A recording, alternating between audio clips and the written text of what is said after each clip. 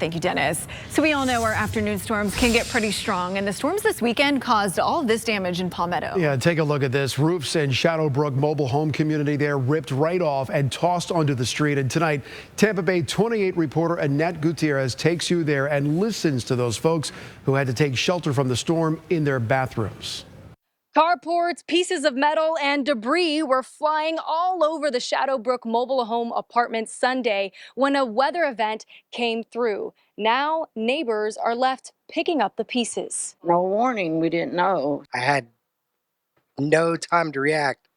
I was scared for about a second, and then it was over. Neighbors in the Brook mobile home park are still reeling after an unannounced wind event swept through Palmetto over the weekend. It was done, and the carport was gone. It took seconds. The North River Fire District tells Tampa Bay 28 that at least 2 homes lost their roofs in what the National Weather Service is calling a thunderstorm wind event. As I walked through the neighborhood to listen to community members, I found one homeowner who lost their entire roof and found another man who lost his entire carport. When I came out here, I was in shock. I came out here and I looked up and I was saying, wait, what?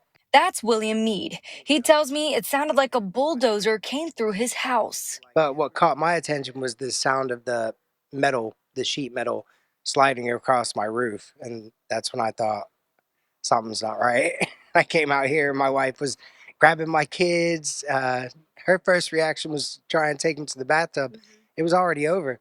There was it wasn't even no time. The National Weather Service reports that winds reached anywhere from 45 to 55 miles per hour, but their findings did not support the patterns of a typical tornado. It was scary. My mom, she lives with me. She was scared, and I was scared. Evelyn Thomas says it was scary enough to feel like a tornado. Oh, we sit in the living room. I heard a noise, and all of a sudden I said, oh my gosh, it's going to come through the living room. Manatee County's emergency management team says they delivered more than 30 tarps to help protect the damaged homes.